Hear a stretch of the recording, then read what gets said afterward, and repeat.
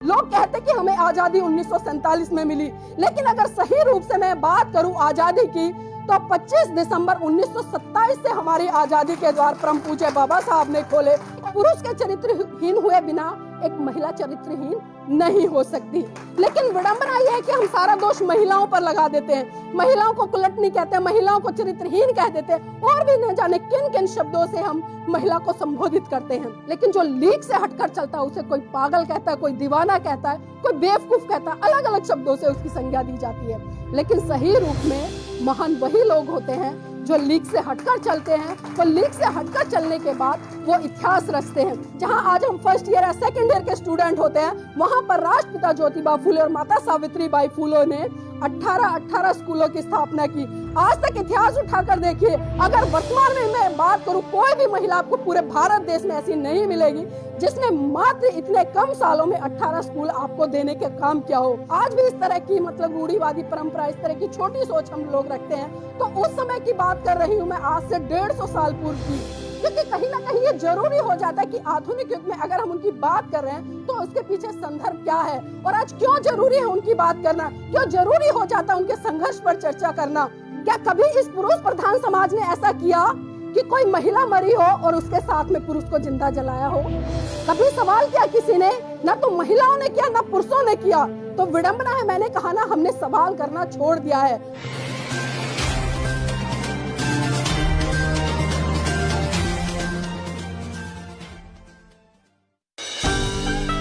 सर्वप्रथम महाकारुणिक तथागत बुद्ध को अपनी संकल्पनाओं के सुमन अर्पित करते हुए समस्त भारतीय नारी के मुक्तिदाता, बहुजनों के मुक्तिदाता, दुनिया का सूरज, ज्ञान का प्रतीक, संविधान के रचयिता परम पूज्य बाबा साहब को सत सत नमन करते हुए, बहुजनों को भारत में सत्ता के गलियारों तक ले जाने वाले साहब मान्यवर काशी राम जी को नमन करते हुए, पाखंडवाद को अपनी जूती की नोक से धराशाही करने वाले राष्ट्रपिता ज्योतिबा फुले जी को नमन करते हुए, और इस देश में तमाम महिलाओं के लिए शिक्षा के द्वार खोलने वाली माता सावित्रीबाई फुले जी को नमन करते हुए, और मैं कुछ पंक्तियां जरूर कहना चाहूंगी अपनी बात को शुरू करने से पहले कि एशन विद्या न तपो न दानम, एशन विद्या न तपो न दानम, ज्ञानन शीलम गुणो न धर्मम, ते मृत्यु लोके भुवि भारभूता, मनुष्य रूपेण मृगास चरंती। अर्थात आज जिस व्यक्ति के पास विद्या नहीं है, जो तप नहीं करते, जो दान नहीं करते, जिनका चाल चलन अच्छा नहीं है, जो सीलवान नहीं है, जो सदाचारी नहीं है, वो इस पृथ्वी पर घूमते तो हैं, लेकिन मनुष्य के रूप में पशुओं की भांति विचरण करते हैं। साथियों, ये पंक्तियां कहने का मेरा उद्देश्य सिर्फ इतना ही था, क्योंकि आज जिस महान हस्ती की बात हम कर रहे हैं, जिस महान हस्ती के बारे में चर्चा करने के लिए हम यहाँ पर एकत्रित हुए हैं, तो वास्तव में खासकर जो ये महिला संगठन है उसको मैं तहे दिल से सलाम करती हूँ, क्योंकि इतनी भारी संख्या में महिलाओं की उपस्थिति अपने आप में सर्वोपरि है। क्योंकि जब हम महिलाओं के संघर्ष की बात कर रहे हैं तो वहां पर महिलाओं की जो उपस्थिति है वो अपने आप में सराहनीय हो जाती है। जब महिलाएं इतनी संख्या में, और वो भी खासकर मेरे अपने समाज से एक से बढ़कर एक महिलाएं जो कि उच्च पदों पर भी आसीन है, क्योंकि कहीं ना कहीं हम देखते हैं, अगर मैं आजादी से पहले की बात करूं, जिस तरह से भारत देश में चाहे वो किसी भी धर्म जाति की महिलाएं थी, उनकी जो दयनीय स्थिति थी वो बहुत ही बद से भी बदतर थी। कहीं ना कहीं महिलाओं को पैर की जूती समझा जाता था। लेकिन अगर मैं संविधान के बाद की बात करूं तो परम पूज्य बाबा साहब ने जिस तरह से महिलाओं को पहला ही अधिकार संविधान में समानता का दिया, और उसी समानता के अधिकार के तहत आज समस्त देश की महिलाएं, आप देख रहे हैं कि डॉक्टर है, इंजीनियर है, जज है, वकील है, यहाँ तक कि बड़े बड़े उच्च पदों पर, और मैं कहूंगी कि आज देश की राष्ट्रपति भी है। तो एक गर्व की बात है। और ये सारी चीजें कैसे घट रही हैं? ये कहीं ना कहीं उन महान पुरुषों के संघर्ष की देन है जिन्होंने इस देश की तमाम महिलाओं को मद्देनजर रखते हुए काम किया। उन्होंने कभी विशेष जाति धर्म के लिए काम नहीं किया, किसी विशेष तबके के लिए काम नहीं किया, लेकिन काम किया इस देश के तमाम लोगों के लिए। लेकिन आज विडंबना है कि कहीं ना कहीं सत्ता पर बैठे हुए लोग उन लोगों को जातिवादी मानसिकता से ग्रस्त होकर उनको इतना छोटा कर देते हैं कि शर्म आती है मुझे कहते हुए। लेकिन आज मैं बात करूंगी माता सावित्रीबाई फुले की। जी हाँ, माता सावित्रीबाई फुले। मैं शुरुआत करती हूँ जनवरी के पहले दिन से। साथियों, अभी जिस तरह से 2023 शुरू हुआ, तो आप सभी को नव वर्ष की बहुत बहुत मंगल कामनाएं। लेकिन जिस तरह से 1 जनवरी में एक ऐतिहासिक घटना भी घटी, वो भी मैं आपको बताती चलूं। लेकिन उससे पहले मैं आपको क्रम के अनुसार सारी चीजें यहाँ पर बताना चाहूंगी, क्योंकि कर्म के अनुसार जब चीजें आएंगी तो बड़ी आसानी से आपको भी समझ में आएंगी और मुझे भी कहते हुए बहुत आसानी होगी। क्योंकि आज हम बात ज्योतिबा फुले जी की कर रहे हैं, जिनका जन्म महाराष्ट्र में 3 जनवरी सन 1831 को हुआ और एक माली परिवार में हुआ। लेकिन आज विडंबना कहीं ना कहीं हम देखते हैं कि जो माली परिवार है, जिससे कि राष्ट्रपिता ज्योतिबा फुले या माता सावित्रीबाई फुले आते थे, कहीं ना कहीं उस समाज के लोग आज अपने महान पुरुषों को बहुत कम जानते हैं। लेकिन मैं धन्यवाद देना चाहूंगी बहुजन समाज के तमाम उन लोगों का जो कहीं ना कहीं बहुजन इतिहास को पढ़ते हैं, बहुजन साहित्य को पढ़ते हैं, बहुजन आंदोलनकारी जितने भी योद्धा इस देश में रहे उनको पढ़ने का काम करते हैं और उनको पढ़कर उनकी बातों को मनोसात करके जन जन तक उनको प्रचारित और प्रसारित करने का काम करें। और इसी कड़ी में जिस तरह से यहाँ पर जो महिला संगठन बना हुआ है, गीता जी की टीम है, वास्तव में साधुवाद की पात्र है।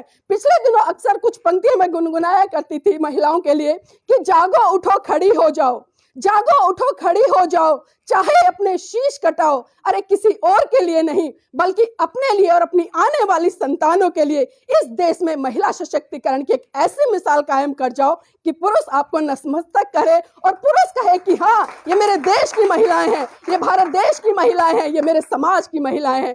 तो कहीं ना कहीं हमें फक्र होता है। और खासकर जब मुझ जैसी बहनें, कल्पना बहन जैसी बहनें जब आपके सामने एक आइडल के तौर पर प्रस्तुत की जाती हैं, तो क्या आप किसी से कम है? आप भी इसी समाज का हिस्सा हैं, इसी देश के नागरिक हैं। जब हम मंच पर इस तरह से अपने वक्तव्य को रख सकते हैं तो मैं मानती हूं कि अगर आप प्रयास करेंगी तो आप भी मेरी तरह बहन कल्पना की तरह शेर की तरह दहाड़ेंगी। लेकिन जरूरत है हमें अपने महान पुरुषों को पढ़ने की।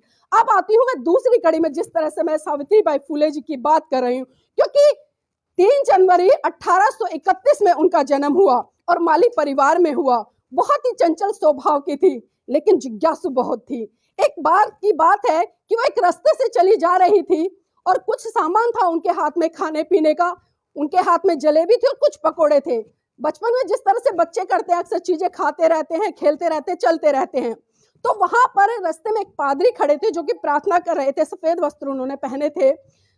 सावित्रीबाई फुले लगातार टकटकी लगाकर उनको देख रही थी और जो उनके हाथ में खाने की चीजें थी कंटिन्यू उनको खाती जा रही थी। पादरी का जैसे ही ध्यान पड़ा, उन्होंने प्रार्थना छोड़ी और वो उस बच्ची के पास आए और उन्होंने कहा कि बेटा, जब भी आप रास्ते में चलो या कुछ खा रहे हो, कभी भी इस तरह से खाना मत खाना। जब भी कुछ खाओ तो एक जगह बैठकर खाना, क्योंकि क्या होता है जब हम एक काम करते हैं तो सारा ध्यान हमारा उस पर होना चाहिए।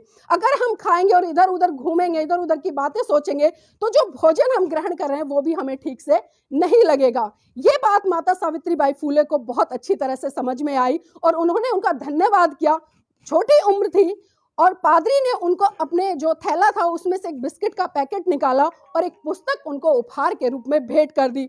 और ये घटनाक्रम एक ब्राह्मण व्यक्ति देख, जैसे ही सावित्रीबाई फुले घर पहुंची तो घर में चारों तरफ सन्नाटा छाया हुआ था। छोटी सी बच्ची, बड़ी घबराहट हुई कि आखिर घर में आज इतना सन्नाटा क्यों है। उसको नहीं पता था कि मेरे घर पहुंचने से पहले उस ब्राह्मणवादी व्यक्ति ने जो पादरी वाली घटना थी उसका पूरा का पूरा वर्णन वहां पर प्रस्तुत कर दिया था। जैसे ही सावित्रीबाई घर में घुसी तो मां ने बड़े घूरते हुए उससे पूछा कि तुम उस व्यक्ति से क्या लेकर आई हो। तो सावित्रीबाई बड़ी जिज्ञासु थी, मैंने कहा सवाल करना जानती थी वो, और उसने कहा कि मां, उन्होंने मुझे खाने के लिए एक बिस्किट दिया और मुझे एक बात बताई कि रास्ते में चलते हुए वक्त बेटा कभी भी कोई चीज मत खाना। और उपहार के रूप में उन्होंने मुझे एक पुस्तक भेंट दी। वहां पर जो घर का माहौल बड़ा गंभीर बना हुआ था, ऐसे तैसे सावित्रीबाई फुले की माता ने उस माहौल को संभाला और उन्होंने कहा कि बेटा, बाहर का अगर कोई भी व्यक्ति आपको कोई खाने की चीज दे तो उसको मत लेना, ये गलत बात होती है, जैसा आज हम लोग भी अपने बच्चों के साथ में करते हैं। लेकिन फिर सावित्रीबाई फुले ने एक सवाल खड़ा किया कि माता जी, ये बात मेरी समझ में आई कि कोई बाहर से चीज नहीं लेनी चाहिए, लेकिन उन्होंने मुझे एक पुस्तक भेंट की है, उसमें आखिर क्या बुराई है। कि जो माता थी उन्होंने फिर संभाला और सारे माहौल को उस समय शांत किया। लेकिन जो माता सावित्रीबाई फुले थी, उन्होंने उस पुस्तक के एक एक पेज को पलटा। विडंबना ये कि पढ़ना नहीं आता था, लेकिन जो पिक्चर उसमें छपी थी उसके माध्यम से बहुत सारी चीजें उनके सामने एक दृश्य के रूप में जिस तरह से प्रस्तुत हुई और जो भाव थे उन पिक्चरों के, कहीं ना कहीं उससे उन्होंने बहुत सारी चीजों को जानने का प्रयास किया। और मन में एक सवाल उठा कि काश अगर मैं पढ़ी लिखी होती तो इस पुस्तक को पढ़ पाती, और इस पुस्तक को पढ़ पाती तो मैं अपने पिता के जितने भी सवाल मुझ पर दागे गए हैं, जो संदेह मेरे पिता ने उत्पन्न किया है, जो यह ब्राह्मणवादी व्यक्ति था जिसने मेरे माता पिता के कान भरे हैं, तो मैं इनका अच्छे तरीके से जवाब दे सकती। तो आप सोचिए, इतनी सी छोटी उम्र में माता सावित्रीबाई फूले का जो संघर्ष रहा, जो एक तार्किक सोच रही। आज हम देखते हैं कि हमारे सामने बहुत सारी चीजें घटती रहती हैं, लेकिन कभी हम तर्क वितर्क नहीं करते। लेकिन अक्सर अगर हम बच्चों को उठाकर देखें, बच्चे हमारे सामने बहुत बड़े बड़े सवाल खड़े कर देते हैं। सूरज क्यों निकलता है? चांद सफेद क्यों होता है? सूरज इतनी गर्मी क्यों देता है? बहुत सारे तमाम ऐसे सवाल हमारे सामने खड़े होते हैं। कई बार तो ऐसा होता है कि बच्चों के उत्तर देना भी बड़ा मुश्किल हो जाता है। लेकिन जैसे जैसे धीरे धीरे हम बड़े होते हैं, तो हमारी आंखों पे कहीं ना कहीं आस्था का पर्दा पड़ जाता है। हम सवाल करने बंद कर देते हैं, और जो हमें दिया जाता है हम उसको वैसा का वैसा ग्रहण कर लेते हैं, और कहीं ना कहीं जो हमारी बुद्धि विकसित होती है उस पर हम जंग लगाना शुरू कर देते हैं। और उसी का कारण यह है, क्या जिस तरह से मैं भारत देश की स्थिति की बात करूं, खासकर मैं महिलाओं के संदर्भ में बात कर रही हूं, एक छोटी सी बच्ची इतनी तार्किक, लेकिन आज अगर उम्र में भी हम तुलना करें, चाहे मैं छोटी सी बच्ची की बात करूं या 80-90 साल की महिला की बात करूं, तो आज वो इतनी रूढ़िवादी परंपराओं में ग्रस्त है कि चाहकर भी उनसे निकलना नहीं चाह रही है। और लोग अक्सर यही कहते हैं कि पीछे से चली आ रही है, परंपराएं हैं, बड़े बुजुर्ग करते हैं, इसलिए हमें भी फॉलो करना होता है। लेकिन हम कभी सवाल खड़े नहीं करते। कई बार ऐसा होता है कि हमारे बड़े बुजुर्गों से कुछ गलतियां हुई होंगी, तो ऐसा तो नहीं है कि वही गलती हम भी दोहराएं। उदाहरण के तौर पर मैं बताना चाहूंगी, जिस तरह से भारत देश में सती प्रथा थी, जब किसी महिला का बाल विवाह हो जाता था और उसका पति मर जाता था, या जो सीनियर महिला होती थी उनके भी विवाह होते थे, उनका पति मर जाता था, तो बहुत बुरी प्रथा थी सती प्रथा, कि उस पति के साथ में उस जिंदा महिला को जला दिया जाता था। अब कोई सवाल करेगा कि आखिर उस महिला का दोष क्या था उसमें? क्या कभी इस पुरुष प्रधान समाज ने ऐसा किया कि कोई महिला मरी हो और उसके साथ में पुरुष को जिंदा जलाया हो? कभी सवाल किया किसी ने? ना तो महिलाओं ने किया, ना पुरुषों ने किया। तो विडंबना है, मैंने कहा ना, हमने सवाल करना छोड़ दिया है। और जब से हम लोगों ने सवाल करने छोड़ दिए हैं, तो इस तरह की रूढ़िवादी परंपराएं आज भी मुंह खोले खड़ी हैं। मैं धन्यवाद देना चाहूंगी, क्योंकि जिस तरह से अंग्रेज भारत में है, उन्होंने सती प्रथा को कानूनी रूप से बैन लगाया, और परम पूज्य बाबा साहब का भी इसमें बहुत बड़ा योगदान रहा।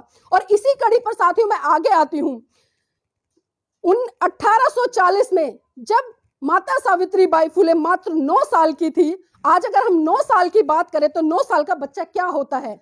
वो ठीक से पढ़ना लिखना भी नहीं जानता है, ठीक से उसकी जो बुद्धि है उसका भी विकास नहीं हो पाता है। लेकिन मात्र 9 साल की 19 में 1840 में माता सावित्रीबाई फुले का विवाह राष्ट्रपिता ज्योतिबा फुले जी से हुआ, जिनकी उम्र भी मात्र 12 साल की थी। तो अब देखिए विवाह की उम्र, क्योंकि उस समय बाल विवाह चरम पर था, और बाल विवाह की जो प्रथा थी, क्योंकि 7 साल 8 साल 9 साल 10 साल और यहाँ तक कि 12-13 साल तक आते आते लड़की और लड़कों की शादी कर दी जाती थी। जब खुद वो बाल अवस्था में होते थे और जब उनके ऊपर जिम्मेदारी खुद माता पिता के तौर पर निभाने की बारी आती थी, तो आप सोच सकते हैं कि किन परिस्थितियों और किन हालातों से उन्हें गुजरना होता होगा। जब माता सावित्रीबाई फुले शादी के बाद ससुराल में गई, और ससुराल में मैं आपको बता दूं कि जो उनके घर का माहौल था, जिन साथियों ने पढ़ा होगा अच्छे से जानते हैं कि जो राष्ट्रपिता ज्योतिबा फुले थे, उनके पिता कहीं ना कहीं हिंदूवादी मानसिकता से पूरी तरह से लिप्त थे, और बहुत ज्यादा कर्मकांड वो करते थे। और उन कर्मकांडों के तहत जो उनका प्रभाव था, कहीं ना कहीं वो जो ब्राह्मणवादी अवस्था के लोग थे उनकी तरफ बहुत ज्यादा था।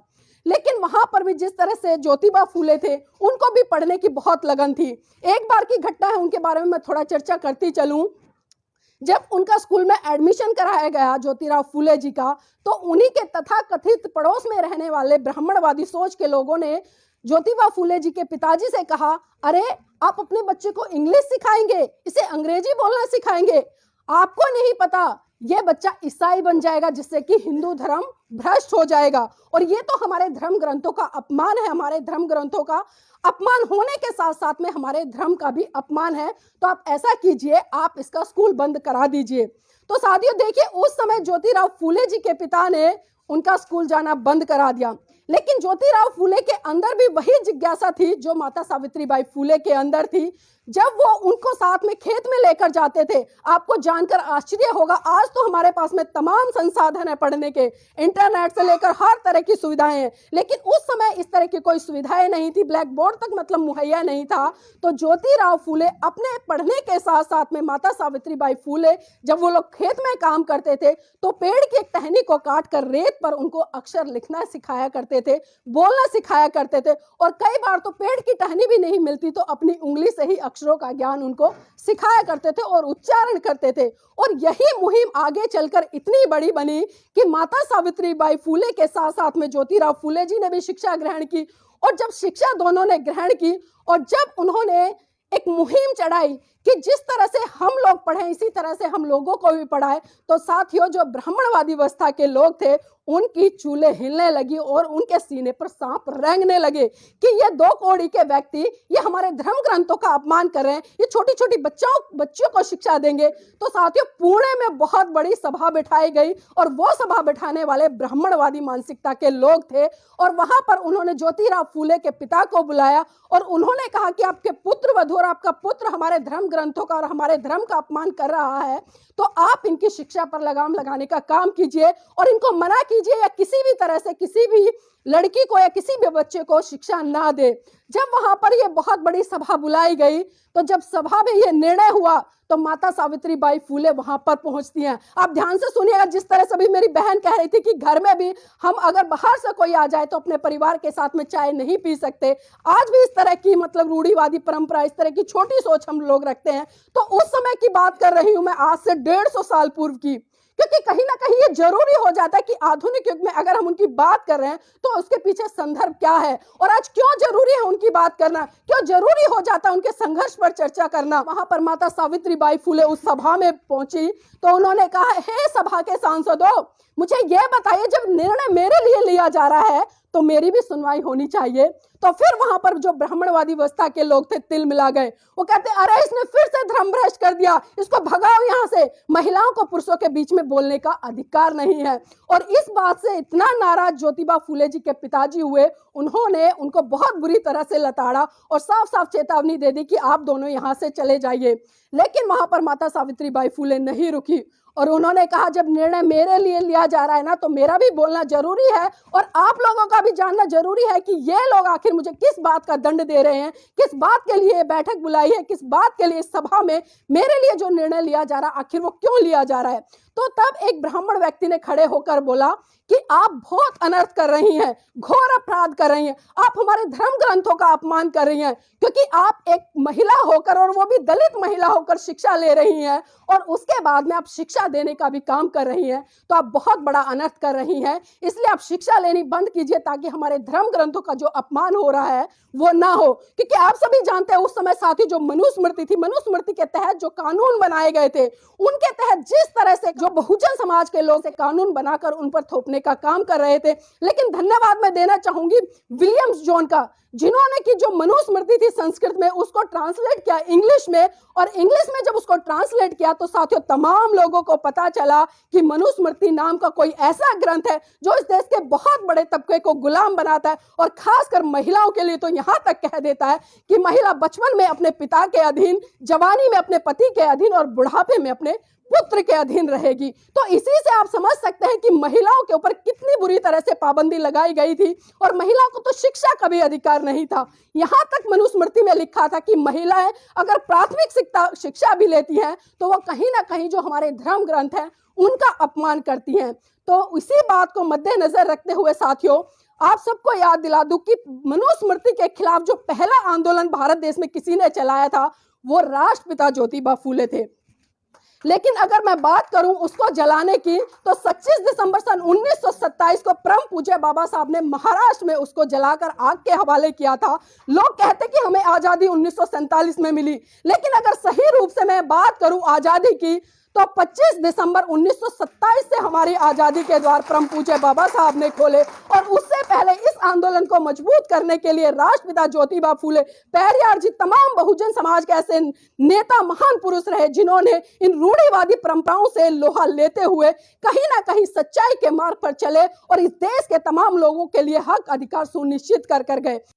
अब मैं आती हूँ उस सभा पर, क्योंकि बात सभा की चल रही है, क्योंकि इसको मैंने कोऑर्डिनेट इसलिए किया क्योंकि उस समय मनुस्मृति के तहत ही सारी व्यवस्था चल रही थी। और कहीं ना कहीं जो ब्राह्मणवादी लोग थे वो मनुस्मृति के तहत ही जो कानून उन्होंने बनाए थे उसी के तहत महिलाओं को और जो खासकर बहुजन समाज का तबका था उसको गुलाम बनाकर रखना चाहते थे। तो तब माता सावित्रीबाई फूले कहती है कि हे सभा के सांसदों, पहले एक बात सुन लीजिए, अगर आप ये कह रहे हैं तो मैंने आपके धर्म ग्रंथों का अपमान किया है, तो मुझे ये बता दीजिए कि मैंने कौन से धर्म ग्रंथों का अपमान किया या कौन से धर्म का अपमान किया है। वो धर्म जो ये कहता है महिलाओं को पढ़ने की आजादी नहीं है, वो धर्म जो ये कहता है कि महिला पुरुषों की जूती के बराबर है, वो धर्म जो एक जीते जी बालिका को विधवा होने पर जला देता है, या वो धर्म जो इस देश की महिलाओं को पढ़ने तक के लिए आजादी नहीं देता। तो ऐसे धर्म की बात कर रहे हैं आप। अगर मेरा पाप है, हाँ मैंने 2 पाप जरूर किए हैं। एक तो मैंने पाप किया है कि मैंने खुद शिक्षा ली है, और दूसरा पाप मैंने ये किया है कि इन छोटी छोटी बच्चों को मैंने शिक्षा देने का काम किया है। अगर आप इसको पाप मानते हो तो मेरी दृष्टि में तो आप पशु से भी बदतर हो, क्योंकि जो व्यक्ति शिक्षा के लिए मना करे आप समझ सकते हैं कि उसकी बुद्धि का विकास कितना होगा। और साथियों, जब ये सभा खत्म हुई और सारे लोग घर लौट गए तो जो ज्योतिराव फूले जी थे उनके पिता की तो बस पूछो मत, इतने आग बबूला थे। जैसे ही वो घर लौटे उन्होंने फरमान जारी कर दिया, दोनों जो दंपति जीवन में जी रहे थे, ज्योतिबा फूले और राष्ट्र माता सावित्रीबाई फूले, दोनों को घर से निकाल दिया और संपत्ति से बेदखल कर दिया। आप सभी ने पढ़ा होगा। उसके बाद जब उनकी भेंट फातिमा शेख, जो कि मुस्लिम समुदाय से आती हैं, उनसे हुई, और उन्होंने, मैं आपको बता दूं कि जो पहले स्कूल के लिए जो जगह दी थी वहां पर इन्होंने स्कूल खोला और पहली बार 5 बालिका को पढ़ाना शुरू किया जो कि ब्राह्मण समाज से आती थी। देखिए, जो समाज जिस समय उन पे लगाम लगा रहा था, उनको भला बुरा कह रहा था, अगर आज कोई मुझे भला बुरा कह देना तो शायद मैं उस व्यक्ति के लिए काम ना करूं। मैं एक उदाहरण के तौर पे बोल रही हूं। लेकिन उन्होंने कहा कि आप रोकिए, हमें कितना रोकेंगे, जब जब आप हमें रोकेंगे तब तब हम आपकी बेटियों को पढ़ाने के लिए 10 कदम आगे बढ़ाएंगे। और साथियों, वही संघर्ष, वही समर्पण रहा कि 1 जनवरी 1848 में इस देश में पहला स्कूल पुणे में खोला। और जिसकी आज स्थिति अगर मैं बात करूं इतनी दयनीय है, जो सरकारें आज राष्ट्रपिता ज्योतिबा फूले या माता सावित्रीबाई फूले का नाम लेती हैं, उनके गुणगान करती हैं, उनके नाम पर राजनीतिक वोट बैंक हासिल करने का काम करती हैं, लेकिन विडंबना है कि उस स्कूल के जगह आज एक बहुत विशाल स्मारक होना चाहिए था, लेकिन किसी भी सरकार ने इस पर काम नहीं किया। तो यह भी हमें सोचना पड़ेगा कि आखिर कौन सी सरकारें हमारे लिए काम करती है, हमारे महान पुरुषों को जीवित करने का काम करती हैं। और खासकर अगर मैं बात करूं, इस देश में तमाम ऐसे लोग होंगे जिनको भारत रत्न से नवाजा गया है, लेकिन विडंबना है, आप बहुजन समाज के महान नायकों को उठाकर देखिए, कितने लोगों को जो भारत रत्न अवार्ड है वो मिला है, मरने तक के बाद नहीं मिला है। तो ये मुहिम भी कहीं ना कहीं बहुजन समाज के लोगों को छेड़नी चाहिए कि राष्ट्रपिता ज्योतिबा फूले और राष्ट्रमाता सावित्रीबाई फूले को भारत रत्न से सम्मानित करना चाहिए। लेकिन उसमें सबसे बड़ी जिम्मेदारी हम लोगों की बनती है, हम जागरूक लोगों की बनती है। हम ज्ञापन सौंपे सरकारों को, हम ज्ञापन सौंपे हर सरकार को कि हमारे जो महान पुरुष रहे हैं उनको आप भारत रत्न से सम्मानित करें। लेकिन आज हम आए हैं, चर्चा करेंगे, घर पर जाएंगे, 1-2 घंटे हमारे दिमाग में ये चीजें चलेंगी, लेकिन उसके बाद क्या होता है, सारी चीजें जिस तरह से हम दिनचर्या में ढलते हैं उसी तरह से ढल जाते हैं। अब मैं आती हूँ अगली कड़ी पर, क्योंकि जिस तरह से माता सावित्रीबाई फूले, राष्ट्रपिता ज्योतिबा फूले ने इतना संघर्ष करके अपने जीवन में, जो मैंने बताया कि 1 जनवरी सन 1848 को पहला स्कूल खोला और उसी के बाद में साथियों 1851 में दूसरा स्कूल खोला, 1852 में तीसरा स्कूल खोला, और ऐसे धीरे धीरे करके मात्र 1856 तक आते आते उन्होंने 18 स्कूल की स्थापना कर दी। ये बहुत ही गर्व की बात है हमारे लिए। इतनी अल्प आयु में जहां आज हम फर्स्ट ईयर या सेकंड ईयर के स्टूडेंट होते हैं, वहां पर राष्ट्रपिता ज्योतिबा फुले और माता सावित्रीबाई फुले ने 18 स्कूलों की स्थापना की। आज तक इतिहास उठाकर देखिए, अगर वर्तमान में मैं बात करूं, कोई भी महिला आपको पूरे भारत देश में ऐसी नहीं मिलेगी जिसने मात्र इतने कम सालों में 18 स्कूल आपको देने के काम किया हो। और साथियों, लेकिन सरकार, मैं वही बात कह रही हूं कि सरकारें हमारे महान पुरुषों का नाम तो लेती हैं, जिस तरह से बाबा साहब की जयंती आती है जय भीम सब करने लग जाते हैं, यहां तक कि मोदी जी भी जय भीम बोलते हैं, लेकिन जब सही रूप से उनकी विचारधारा को पढ़ाने की बात आती है तो वहां पर सारी सरकारें फेल नजर आती हैं। अभी मैं उदाहरण के तौर पर थोड़ा सा बात करूंगी, क्योंकि बात चल रही है जागरूकता की। हम पढ़े लिखे तो बहुत है, बड़ी बड़ी डिग्रियां हमारे पास है। जिस तरह से पंजाब में अरविंद केजरीवाल की सरकार बनी, दिल्ली में भी बनी, उन्होंने तमाम सरकारी दफ्तरों में भगत सिंह और बाबा साहब की तस्वीरें लगवाने का काम किया।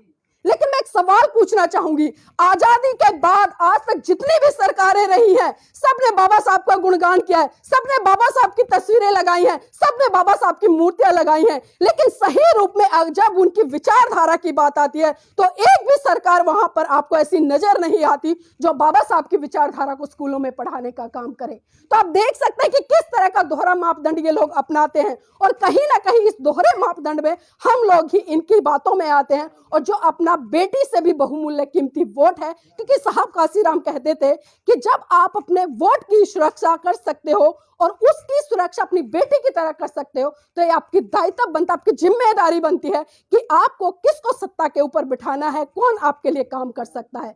तो भावनाओं में बहना कम कर दीजिए। लेकिन बहुजन समाज की स्थिति आज वर्तमान में ये हो गई है, अगर आप गधे के सर पर भी जय भीम लिख दो तो उसके पीछे पीछे लग लेता है। तो साथियों, ये सोचना पड़ेगा। मैं बात सच बोल रही, कड़वी हो सकती है, बुरी लग सकती है, लेकिन चिंतन मनन कीजिएगा। पढ़ाई लिखाई होने से कुछ फायदा नहीं है, बड़ी बड़ी डिग्रियां लेने से कुछ फायदा नहीं है। जब तक आप जागरूक नहीं है तब तक आपका कोई अनपढ़ व्यक्ति भी आकर फायदा उठा लेगा, आपको ही आपके भाई से लड़ा देगा। तो ये जरूरत है हमें समझने की, क्योंकि बाबा साहब एक बात अक्सर कहा करते थे कि मैं किसी भी समाज की उन्नति इस बात से आंकता हूं कि समाज की महिलाएं कितनी जागरूक हैं और कितनी पढ़ी लिखी हैं। उन्होंने जागरूक शब्द का इस्तेमाल पहले किया और पढ़ी लिखी का बाद में किया, और उसका कारण यही है कि भारत देश में तमाम ऐसे राज्यों में महिलाएं हैं जो इस देश में मुख्यमंत्री के पद पर आसीन हुई हैं। आप देख सकते हैं कि उनके कार्यकाल को उठाकर किस दिशा में उन्होंने महिलाओं के लिए काम किया। लेकिन अगर मैं उत्तर प्रदेश की बात करूं तो मुझे यहां पर ज्यादा चर्चा करने की जरूरत नहीं है। आप सब भली भांति जानते हैं कि अगर आज गर्व से हम किसी को आयरन लेडी कहते हैं तो इस देश में नहीं बल्कि पूरे विश्व में सिर्फ एक ही महिला है। तो हमें सीख लेनी चाहिए ऐसी महिलाओं से। अब आती हूँ साथियों मैं माता सावित्रीबाई फुले के अगले संघर्ष पे। जिस तरह से मैंने बात करी 1873 में जब काशीबाई नाम की एक महिला जो कि ब्राह्मण थी, जब ज्योतिबा फुले रास्ते से गुजर रहे थे तो वो महिला जो काशीबाई महिला थी एक कुएं के ऊपर खड़ी थी, और किस लिए खड़ी थी जानकर हैरान हो जाएंगे, वो आत्महत्या करने के लिए खड़ी थी। उन्होंने आवाज लगाई, बहन रुको, बहन रुको। तो जब उसके कानों में आवाज पड़ी तो वो रुक गई, और जैसे ही ज्योतिबा फुले उसके नजदीक पहुंचे तो वो फूट फूट कर रोने लगी, और जो उसकी व्यथा थी, उसकी पीड़ा थी, उसका दुख था, उसने रोते हुए अपने शब्दों में बताया। उसने कहा कि मैं विधवा हूं और मैं पेट से हूं। आप समझ सकते हैं कि अगर आज ये हालत किसी भी गांव में हो जाए, किसी भी परिवार में हो जाए, 2 मिनट में आग की तरह बात फैल जाती है, और महिलाएं ही हैं जो बढ़ चढ़कर इसको अपवाद के रूप में लेती हैं। लेकिन कभी सोचा है कि जो महिला गर्भवती है, क्या वो खाली खुद अकेली गर्भवती हो गई? वो अकेली गर्भवती हो गई क्या? तथागत बुद्ध ने भी कहा एक पुरुष के चरित्रहीन हुए बिना एक महिला चरित्रहीन नहीं हो सकती। लेकिन विडंबना यह है कि हम सारा दोष महिलाओं पर लगा देते हैं, महिलाओं को कुलटनी कहते हैं, महिलाओं को चरित्रहीन कह देते हैं, और भी न जाने किन किन शब्दों से हम महिला को संबोधित करते हैं।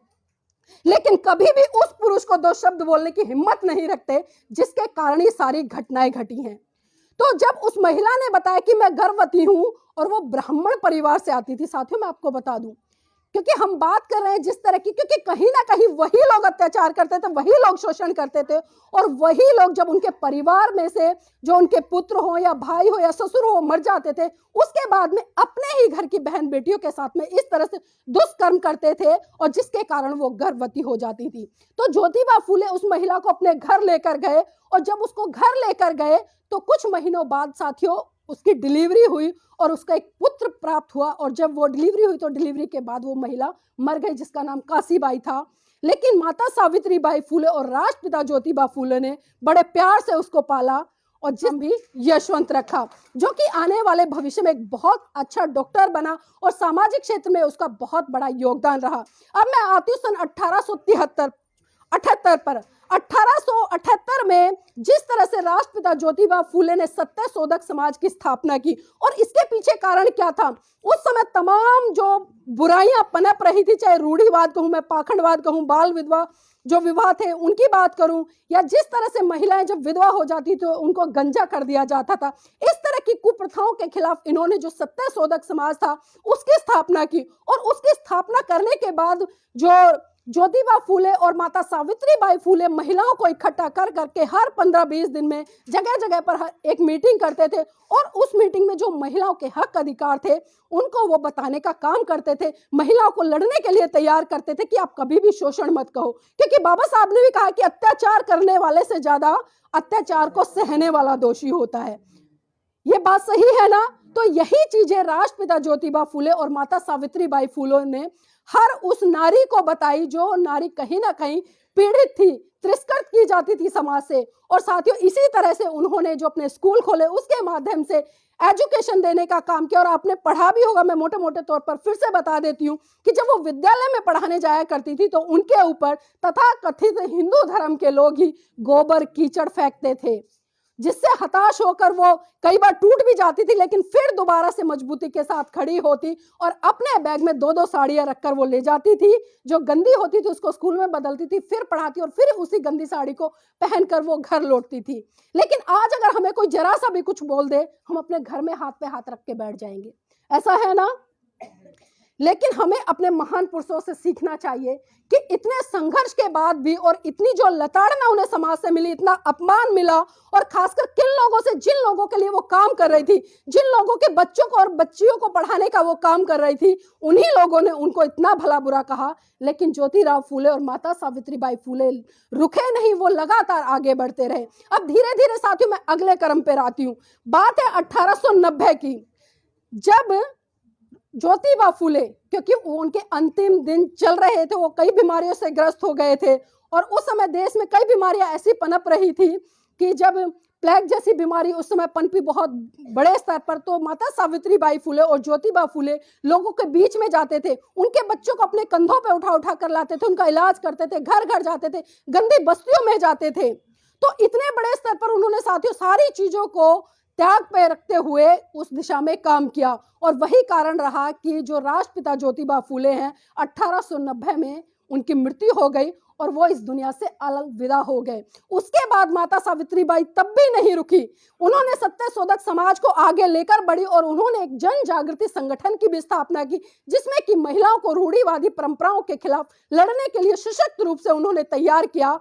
और 1897 का दिन था साथियों, उसे मैं काला दिन ही कह सकती हूँ, क्योंकि देश में एक ऐसी अलग जगाने वाली महिला ने, जिन्होंने तमाम उन महिलाओं के लिए शिक्षा के द्वार खोले, और जिसकी शिक्षा कहूँ, क्या उसकी आंख की रोशनी कहूँ, या उसके जीवन की अंतिम सांस कहूँ, वो उस दिन बंद हो गई। तो कहीं ना कहीं हमारे लिए वो काला दिवस था, लेकिन मैं उसे काला दिवस नहीं मानती, क्योंकि जब भी एक व्यक्ति पैदा होता है तो एक आम बच्चा पैदा होता है, लेकिन जब वो मरता है तो उसके पीछे एक बहुत बड़ा इतिहास होता है। कोई गुंडा होता है, कोई मवाली होता है, और कोई बहुत बड़ा महान पुरुष बन के मरता है। तो हमारे लिए जन्म से ज्यादा महत्वपूर्ण किसी भी महान पुरुष की मृत्यु वाला दिन होता है, क्योंकि उस दिन हमने एक महान नेता को खोया होता है, उस दिन हमने एक महान सामाजिक कार्यकर्ता को खोया होता है। तो बहुत सारी तमाम ऐसी चीजें जो कहीं ना कहीं हमें प्रेरणा देती है, और हमें जरूरत है इन चीजों से सीखने की। क्योंकि आज अगर मैं महिलाओं की भागीदारी की बात करूं, चाहे राजनीतिक क्षेत्र में, धार्मिक क्षेत्र में, या जो सामाजिक क्षेत्र है उसमें, आप देखते हैं कि भारत देश में जो महिलाओं की आबादी है, मैं परसेंटेज बता रही हूँ जो जनसंख्या के आधार पर, आप 50% हो, लेकिन आप आंकड़े उठाकर देखिए, क्या सरकारी नौकरियों में आपकी भागीदारी 50% है? राजनीति में आपकी भागीदारी 50% है? या मैं मंचों की ही बात करूं, हम देखते हैं तमाम देश में बड़े बड़े कार्यक्रम होते हैं बहुजन योद्धाओं के या बहुजन महिलाओं के, लेकिन वहां पर हमें नाम मात्र अगर 20 वक्ता पुरुष है मंच पर, तो मुश्किल से 1 या 2 महिलाएं हमें वक्ता के तौर पर दिखाई देती हैं। तो क्या ये समानता है? क्या हम कह सकते हैं कि हम बाबा साहब के अनुयायी हैं? क्या हम कह सकते हैं कि हम पेरियार जी के अनुयायी हैं? क्या हम कह सकते हैं कि हम साहब मान्यवर काशीराम जी के अनुयायी हैं? बिल्कुल नहीं कह सकते, क्योंकि हम कहीं ना कहीं आज भी दोहरा मापदंड लेके चलते हैं। जब बात आती है कि भगत सिंह पैदा हो तो दूसरे के घर में पैदा हो, माता सावित्री बाई फुले पैदा हो तो दूसरे के घर में पैदा हो, राष्ट्रपिता ज्योतिबा फुले पैदा हो तो दूसरे के घर में पैदा हो, काशी राम पैदा हो तो दूसरे के घर में पैदा हो। कोई ये नहीं चाहता कि हमारे घर में ये तमाम हस्तियां पैदा हो और जिस तरह से उन्होंने काम किया उसी तरह से ये हस्तियां भी समाज में निकल कर जाए, समाज को जगाने का काम करे। क्योंकि एक महान व्यक्ति ने कहा है कि जब आप समाज में निकलोगे तो ये मत सोचना कि आपको सिर्फ फूलों के हार ही मिलेंगे, आपको पत्थर भी मिलेंगे, कांटे भी मिलेंगे और आपको गाली गलौच और तमाम वो समाज की तरफ से लताड़नाएं मिलेंगी, क्योंकि आप लीक से हटकर काम कर रहे हो। लीक पे चलना बहुत आसान है, आप एक रास्ता बना दीजिए, हर कोई उस रास्ते पे चला जाएगा। लेकिन जो लीक से हटकर चलता है उसे कोई पागल कहता है, कोई दीवाना कहता है, कोई बेवकूफ कहता है, अलग अलग शब्दों से उसकी संज्ञा दी जाती है। लेकिन सही रूप में महान वही लोग होते हैं जो लीक से हटकर चलते हैं, तो लीक से हटकर चलने के बाद वो इतिहास रचते हैं। और यहाँ पर मैं परम पूज्य बाबा साहब की एक छोटी सी घटना जरूर बताना चाहूंगी, क्योंकि मेरे जहन में कहीं ना कहीं वो चीजें कौंध जाती है जब मैं अपने तमाम महान पुरुषों की चर्चा करती हूँ। क्योंकि जिस तरह से अभी बताया गया कि जो बाबा साहब थे साथियों, उनके 4 गुरु रहे। पहले महाकारुणिक तथागत बुद्ध, जिन्होंने कि इस पूरे संसार को करुणा मैत्री भाईचारे का संदेश देते हुए एक सूत्र में पिरोने की बात की। दूसरे अगर मैं बात आऊं तो कबीर जी, जिन्होंने बिल्कुल अपने उखड़ शब्दों से कहा कि पाथर पूजे हरि मिले, पाथर पूजे हरि मिले तो मैं पूजू पहाड़, तासे तो चाकी भली जो पीस खाए संसार। लेकिन हमने उनको भी नहीं समझा। और मैं तीसरी कड़ी में आऊं तो तीसरी कड़ी में जिस तरह से राष्ट्रपिता ज्योतिबा फूले, जिन्होंने एक बहुत बड़ी सामाजिक क्रांति की, और चौथे स्तर पर अगर मैं बात करूं तो संत गाडगे बाबा,